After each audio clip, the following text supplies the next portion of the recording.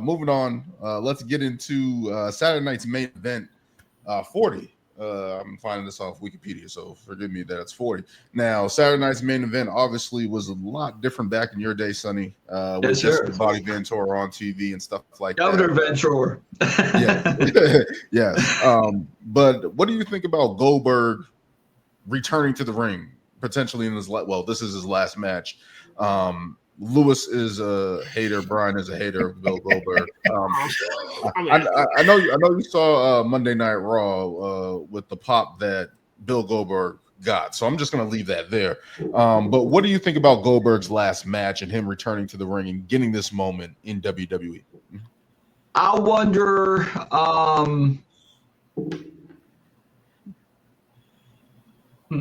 I wonder what kind of condition he's in emotionally with his father passing.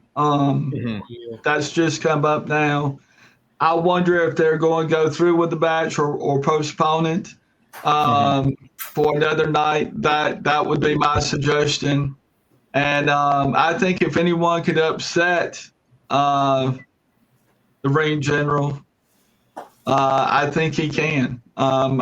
Lewis and Brian, I have not been on the Bill Goldberg train the whole time, but his passion and intensity for the sport's very becoming. And Goldberg was somewhat made a product of the World Championship Wrestling Power Plant people. Yep. Yeah. And when he walked in and went to stardom as fast as they accelerated him, that rubbed shoulders the wrong way, and probably still does. Yeah. And it wasn't your typical guy like me or Ricky Morton or even Rick Steamboat who went up through the leagues and organizations. You had a guy stepping over all that, going straight to it. So I think that's the fanfare wowness to it. Yeah. Goldberg has always had a very strong, powerful presence. I mean, I was definitely a fan back in the day. I didn't watch as much WCW when it was on, but I knew of it and I knew how big he was. And then once the whole merger and everything happened, and just saw what he can do in the ring, I was like, wow, this man's a behemoth. He's a beast, and and he had the coolest entrance. Even today, I'm like, he still needs to inhale the smoke from the fireworks, and that'll just make everything great. A little bit.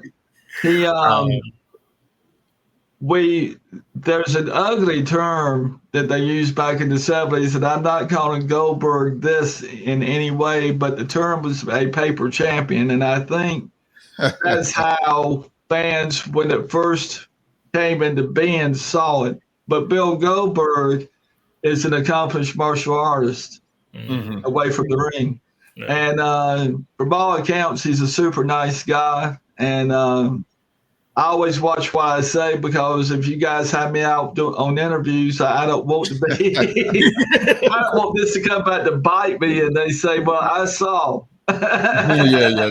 And what did you mean? Well, Bret Hart would say different, but but no. I mean, my only gripe is with this match is just one. I don't think the championship needs to be on the line, but that's just me. Two, I don't know. For me, the moment has passed, and I feel just to spring up this whole, it's Goldberg's last match, but he gets a title shot. It's just, I don't know. I feel like there should have been more of a build. Yes, they, had the little interaction at Bad Blood, I believe, last year. Last year. But it was very small, and it's just now coming back full circle. But I don't know. That's what I mean from the front office. They take too long getting to the bottom line. Yeah. And for me, it's just too little, too late. I'm a Bloodline fan, and here we are seeing that rekindle a bit. And I questioned Paul Heyman, because the minute OTC walks back in the door, guess where Paul be? He'll be in back of OTC eventually. I mean, he's done it the whole time. Yeah. So That's what I want to say about the Bill Goldberg situation, because as Sonny said, it just takes too long. Like, they should have had a Saturday Night's Main Event last year when Gunther was champion. Got this out the way when it was a moment. Now you're getting the older Goldberg, who might not be in the best shape. Unfortunately, his father just passed.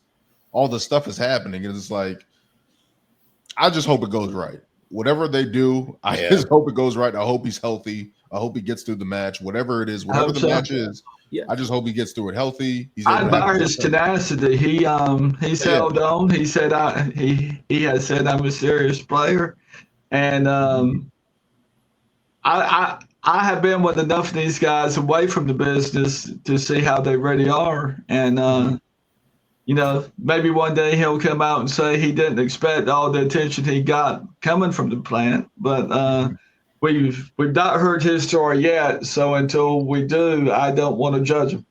Yeah. In any way.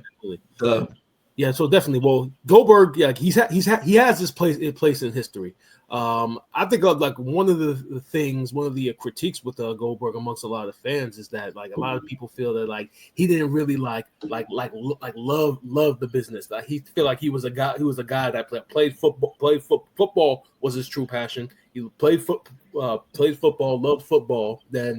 And then he saw wrestling and then thought, oh, well, this is something I can do with my abilities. Had a great business plan, so to say, and became what he became in WCW. So I think because he didn't really have that story that's similar to you, Sonny, of watching wrestling since you were 9 years, being in it since you were 9 years old, and pretty much being a fan since you were a kid. I think that a lot of that is one of some of the reasons why people don't really like Goldberg, so to say. Right.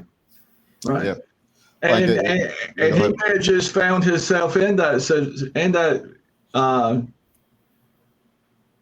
unique spot. I mean, I'm sure WCW was hunting somebody who could carry the ball, and they saw his size and they said, well, we're putting it on him. Well, the fans, I didn't, so I can imagine what the average fans felt at the time. I didn't know that much about Bill Goldberg. And here he walked out. He's the champion for X number of months, and I'm going, well, that's cool, but how can that be a guy that just came out of that field? We were all scratching our noggins going, what in the world? I think because he was like the first real guy out of that power plant, right? Like during that time, like he was the first guy that was pushed to the moon, actually put on TV. They had some other guys in there that they showed on TV, but they didn't have the look. They didn't catch on. Goldberg's athleticism and size and was just different than anybody on the product. You had the Giant at the time who was 7 feet, but he was a lumbering giant. Bill Goldberg was athletic and fast and powerful. It was different than Hulk Hogan. It was different than Macho Man. It was different than Ric Flair. So I think it's one of those things where it's just the right person at the right time, right? Like even his moveset. I mean, like the jackhammer wasn't being used like that, I don't even think the spear was being used. I don't. Not as much. I don't really think so. But it's just like, I think that's what got him over during that time, especially where WCW needed an injection of something fresh and new. That was Bill Goldberg for that time. I think it was an attempt for someone to come and save the dying company. The company was in the toilet at the time Bill came out, and as good as he was at the moment, one person couldn't save it. And when Flair jumped ship and went to the WWF at that time, Flair went behind Flair. So, everybody started watching the WWF again to keep up with Flair. Flair was the guy that you liked to boo. And it was crazy because during that time I had the VHS tapes of all the stuff there. So back in the day, but it was like Flair was only in that 92 WWF run. He was only there a year. Right. And to think that everybody went with him to WWF, it was just like, that's crazy. Everybody. Randy Savage right on down the line. Steamer went back. Everybody jumped on board. And if you see Flair anywhere, even today, step to the side, Steamboat's coming. So I mean, that's the way they just go together. That's the way they do it. It can be anywhere, any event. Looking at Goldberg's last match, what is the chance of him winning the title? Is there a weird scenario? Because everyone's throwing out there that he wins the title and then Seth cashes in. People are throwing that theory out there.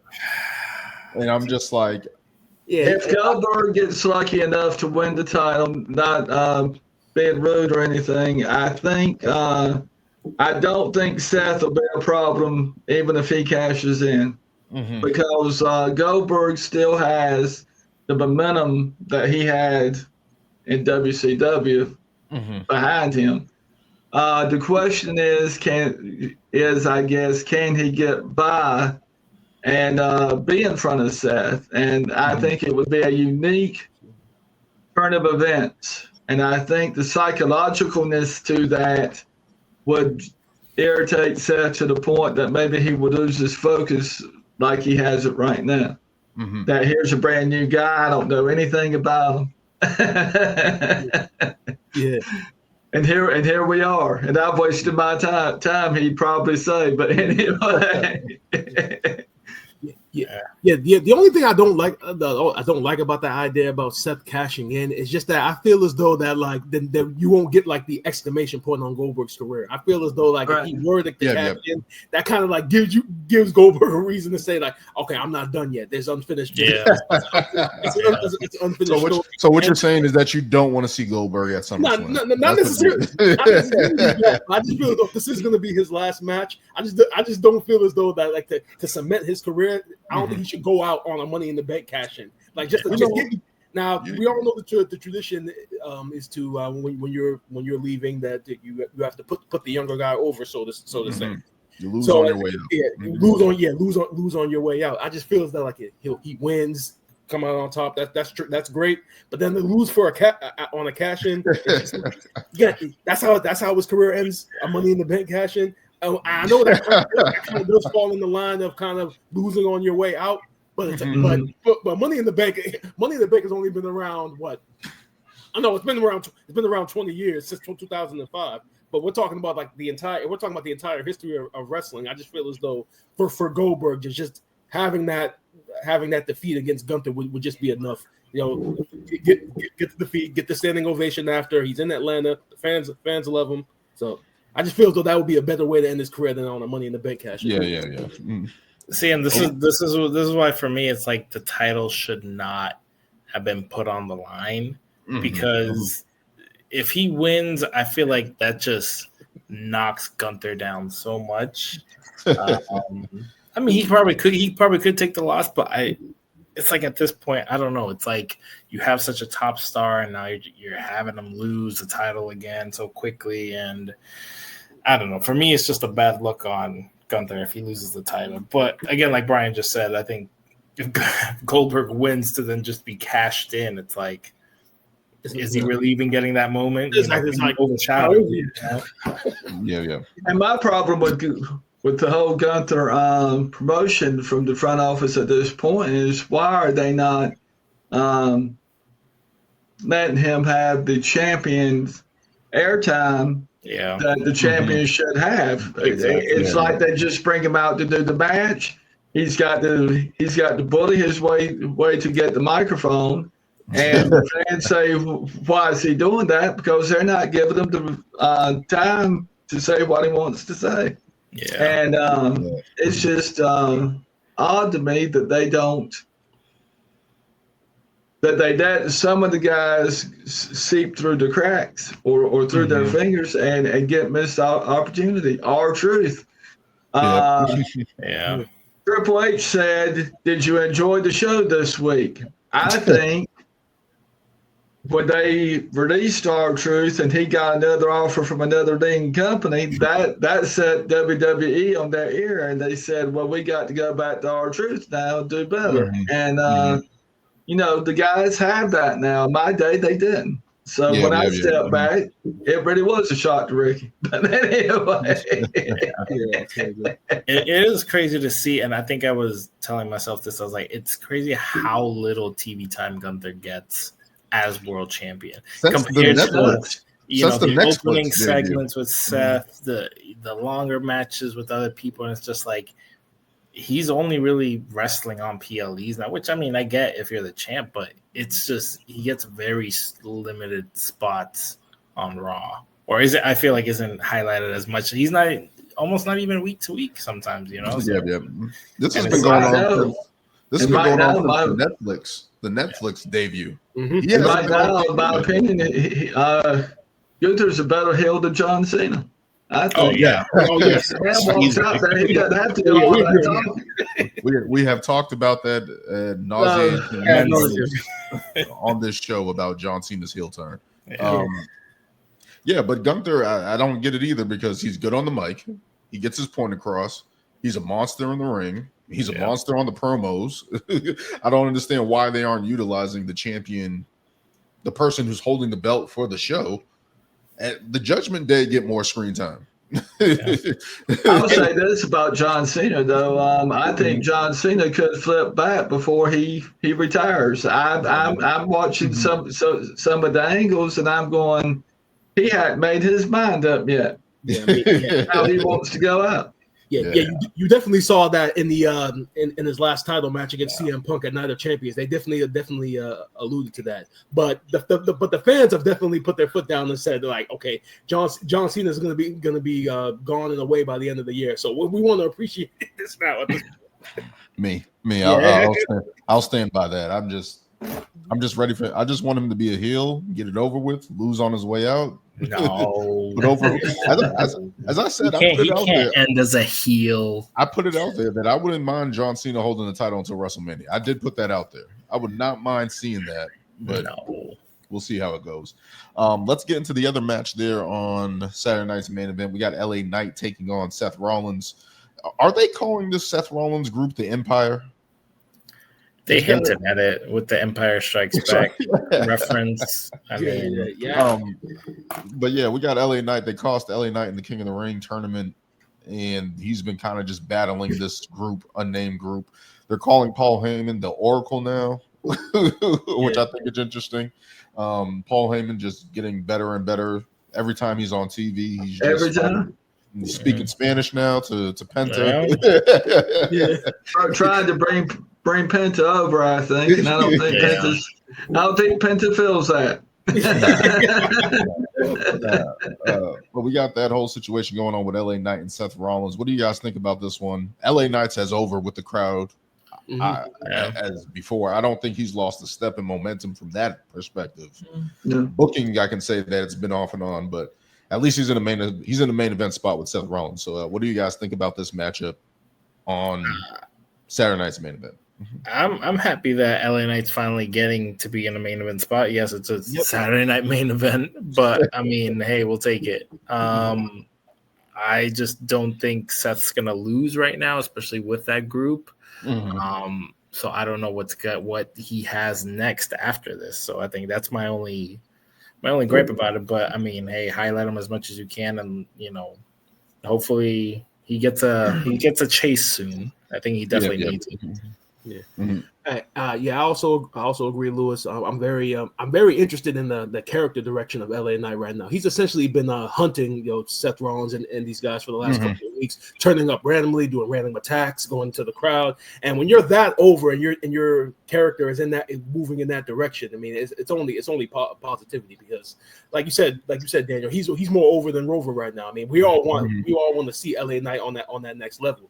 We talked about when he didn't win Money in the Bank and how on social media people were tweeting out like this is like there's a number of years now that he's been over and like you guys haven't pulled the trigger on him. Like, well, what's wrong? We love this. We love this guy. So now that you kind of see that he's mixing it up with some of these guys on the main event level now, it's tremendous. So finally getting out of the mid card. Yeah.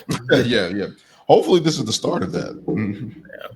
I'm tired of seeing him saw his way through things. He and Sami Zayn, in my opinion, have that in common. They're both out there working night in and night out. They show up hurt. They stay late. They're the last to leave, and I don't get why they're not being utilized. And they say the buck stops with Triple H, but I wonder about that sometimes because Triple H himself has been in these spots, and we've seen LA Knight for a year now clawing his way through things, and I think it's stupid because LA Knight's there. He's great on the mic. He gets the crowd behind him. I'd like to see an upset between he and Seth on Saturday night's main event. Yeah. And the promo that they did on Raw was awesome too. So it's like he still has that part of it too, where they have the vignette of him, of him looking good. So I'm like, they got to hit while the iron's hot. I know we've been talking about Sami Zayn for a long time, but I've been saying weeks ago. I've been saying on this show, they're putting him as a loser. He loses all the big matches. He gets beat up. I mean, hopefully this issue that he's gone away, he comes back stronger and actually gets some type of push and run with it. But yeah, I agree 100%. Him and LA Knight are probably two of the guys that even on LA Knight was on SmackDown. You're like, these guys should be in the title picture, should be going after titles, should be. And LA Knight could use the win. So yes, he does. Yes, I agree with that completely. I think him and Seth should have a good match. I think I'm going to call them the Empire for now. Their reign of terror on Raw has been tremendous. I thought the attacks by Bronson Reed and Braun Breaker on Sammy and Jey Uso, I thought that was fantastic how they did that and building this group up to be hell on earth, hell on Raw, and continue to just kick ass. So I hope they continue that going forward with LA Knight. Let's keep going to the next match. We got Randy Orton versus returning Drew McIntyre. This came out of left field for me. I did not know I did not know where Drew McIntyre came out of, but he's back and he's challenging Randy Orton. Yeah, what do you guys make of this one? Why? I think it'll be Randy. I don't think Drew. It'll be a good fight, but I think Randy's been there a bit longer. I don't know what the extent of his back issue is. If he could stay healthy through the contest, I think it'll be Randy Orton. Yeah. But here's a guy, Drew McIntyre, too, who the front office hasn't given a push to either. And he's been out there calling and pawing and trying to do something. And sometimes I think the promoters get fixated on a certain thing and forget the other things. So, definitely. And I think that's what we're all seeing now in the WWE. I think they're so fixed on some of the show and not all the show. And we'll see. But I'd like to see Randy go somewhere and get checked out at this point. He's complained about his back, and I don't doubt it doesn't hurt, but go get looked at. Yeah, especially after that big injury and surgery, back fusion. Like, I can only imagine the type of pain he has to deal with. But for me, this match, like, I was like, literally a head scratcher, and I guess it was just thrown together just to add more hype. I mean, it's a great matchup. It's a good matchup. This is literally one of those. Who knows what's going to happen?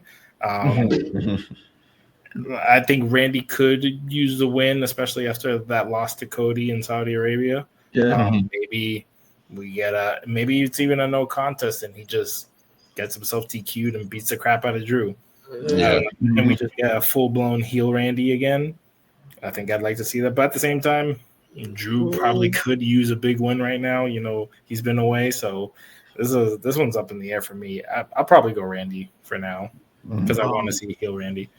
Yeah, Drew McIntyre looks more like the guys from my day. I mean, he's tall, he's lean, he's there, he's ready to go, and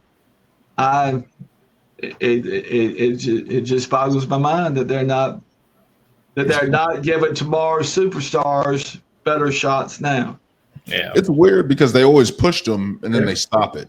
Yeah. and then they put the brakes on, and we go back to Paul Heyman. And I think people are getting tired of that, but that's with a lot of guys. with a lot of guys. But I actually think that Drew is actually going to come out on top here. Going back to what you said, Lewis, about us wanting and needing a heel, Randy Orton. Like I've been saying for months, Randy Orton at this point is established. To he could like I said, his legacy, no pun intended, is already established. He doesn't necessarily. I don't think he necessarily needs a win per se. And Drew is coming back. So I look at that situation and say that Drew needs to win a little bit more. But Randy Orton losing is not necessarily a bad thing, because now you can use that as a fuel for or a driving force as to why he eventually is going to turn heel. You saw that in the match with the Cody at Night of the Champions, when he hesitated on doing the punt, hesitated on a lot of things. So they're clearly telling that story of Randy Orton. And I think that losing against Drew, maybe not in the same manner, but that can add on to the frustration that eventually makes me. Yeah, for sure. I think Drew picks up the win here, and that pushes Randy over the edge.